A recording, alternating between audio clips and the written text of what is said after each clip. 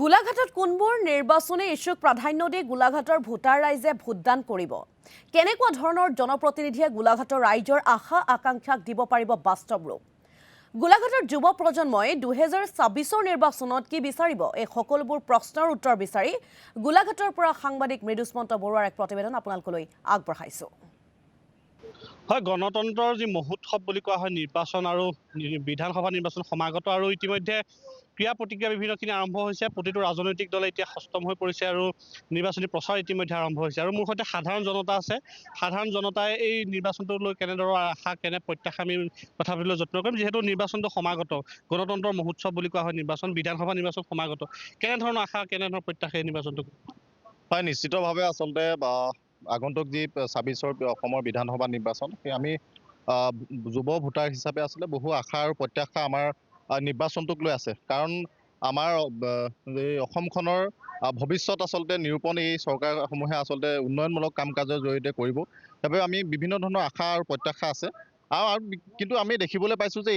এই বিগত এই কেইদিনমান যি দল বাগৰা যি ৰাজনীতি সেই ৰাজনীতি আচলতে আমাক যুৱ প্ৰজন্মক আচলতে অতি অতিষ্ঠ কৰি তুলিছে একেখন মুখ মাথোঁতে ইটো দলৰ পৰা বিজেপিৰ পৰা আচলতে কংগ্ৰেছলৈ গৈছে কংগ্ৰেছৰ পৰা বিজেপিলৈ গৈছে এনেকুৱা ধৰণৰ দল বাগৰা ৰাজনীতি আমাক নালাগে আচলতে আমাক যি শিক্ষিত এজন যুৱ আচলতে প্ৰতিনিধি লাগে যিয়ে সমষ্টিবাসীৰ আচলতে ৰাইজৰ যি সমস্যা আছে সেই সমস্যাবিলাক আচলতে সমাধান কৰিব পাৰে এনেকুৱা ধৰণৰ আচলতে শিক্ষিত এজন আচলতে প্ৰতিনিধি আমাক লাগে যিজনে নিজৰ সমষ্টিৰ যিখিনি সমস্যা আছে সেইখিনি বিধানসভাত আচলতে সজোৰে উত্থাপন কৰিব পাৰে সেই তেনেকুৱা ধৰণৰ মূল্যবোধৰ ৰাজনীতি আমাক লাগে আৰু আমি যিহেতু বোকাখাট সমষ্টিৰ আমি ভোটাৰ আমি বোকাখাট সমষ্টি বিশেষকৈ আমি দেখিবলৈ পাইছোঁ যে যিগৰাকী বিধায়ক আছিল আচলতে কেবিনেট মন্ত্ৰী অতুল বৰা ডাঙৰীয়া তেখেতে বিগত সময়খিনিত আচলতে বিভিন্ন ধৰণৰ ৰাস্তা ঘাটৰ কাম তেওঁলোকে কৰিছে কিন্তু আমি দেখিবলৈ পালোঁ তাৰ বিপৰীতে যেনেধৰণে পৰ্যটন ক্ষেত্ৰখনত আমি ব্ৰহ্মপুত্ৰ অঞ্চললৈ যদি আমি যাওঁ বিভিন্ন ধৰণৰ পৰ্যটনৰ ক্ষেত্ৰত আছে যেনেধৰণে এই পৰ্যটন ক্ষেত্ৰসমূহ নিৰ্মাণ কৰিব লাগিছিল সেইসমূহ তেওঁলোক ব্যৰ্থ হৈছে ইয়াৰ উপৰি তেওঁ কৃষিমন্ত্ৰী আছিল তেওঁ কেইখনমান মাত্ৰ চ'লাৰৰ ব্যৱস্থা কৰি পানী যোগানৰ ব্যৱস্থা কৰিছে তাৰ বাহিৰে আমি জলসিঞ্চনৰ যেনেধৰণে ব্যৱস্থা কৰিব লাগিছিল সমষ্টি তেনেধৰণৰ আমি ব্যৱস্থা আমি দেখিবলৈ নাপালোঁ কাৰণ আপোনালোকে জানে বৰষুণৰ অভাৱত আমাৰ কৃষকসকলে আচলতে এটা খেতি বা দুটা খেতি কৰিয়ে সমাপ্ত কৰিবলগীয়া হয় সেই জলসিঞ্চনৰ অভাৱৰ আমাৰ কৃষকসকল সমস্যাত পৰিছে আৰু এটা উচিত আচলতে বজাৰ মূল্য যিসকল কৃষকসকলক কৰিবলগীয়া আছে ইয়াৰ লগে লগে শীতলীকৃত গৃহ নিৰ্মাণ যেনেধৰণে কৃষকসকল উপকৃত হ'বগৈ শীতলীকৃত গৃহ নিৰ্মাণ এনেকুৱা ধৰণৰ আমি কোনো কাম এই বোকাখাট সমষ্টি দেখিবলৈ নাপালোঁ আৰু অতি পৰিতাপক কথা যে বোকাখাট সমষ্টিটো আচলতে বিৰোধী যি ভূমিকা থাকিব লাগিছিল বিৰোধী ভূমিকা একেবাৰে শূন্য আমি কেইদিনমান আগতে দেখিবলৈ পালোঁ যিগৰাকী কংগ্ৰেছৰ এজন প্ৰতিনিধি আছে তেওঁ ৰাইজৰ দললৈ গ'ল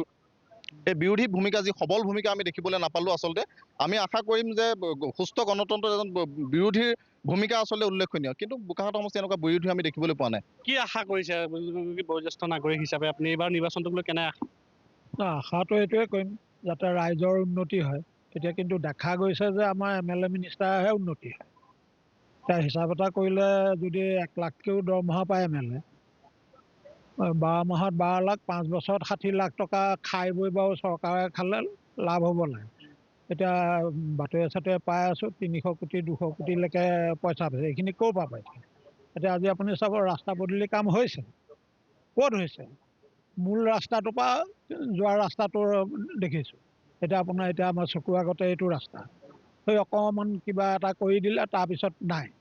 এতিয়া তেখেতলোকে যে 200 কোটি 300 কোটি যে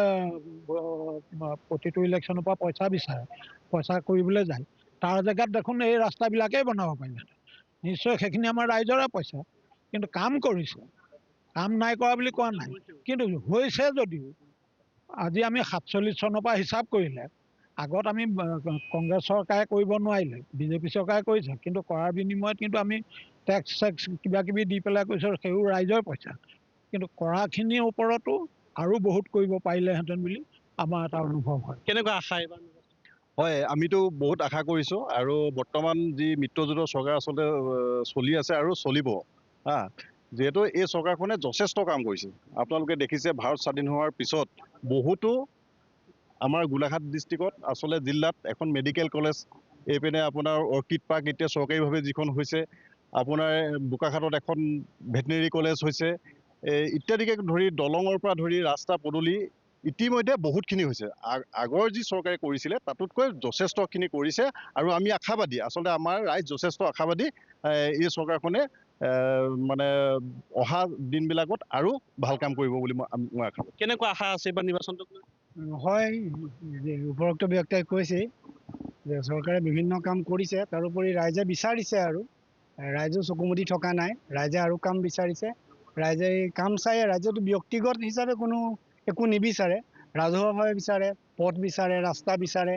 ধৰক ৰাজহুৱা অনুষ্ঠান বিচাৰে, মেডিকেল বিচাৰে, তেনেধৰণে অনুভৱ কৰিছোঁ। তেনেকুৱাবিলাক উন্নতক লৈ ধৰক ৰাইজ সচেতন বা আচলতে ৰাইজে জনপ্ৰতিনিধি সমৰ্থন কৰিছে। বিচাৰে যুৱ প্ৰজন্মই, সেই সন্দৰ্ভত কিছু প্ৰতিক্ৰিয়া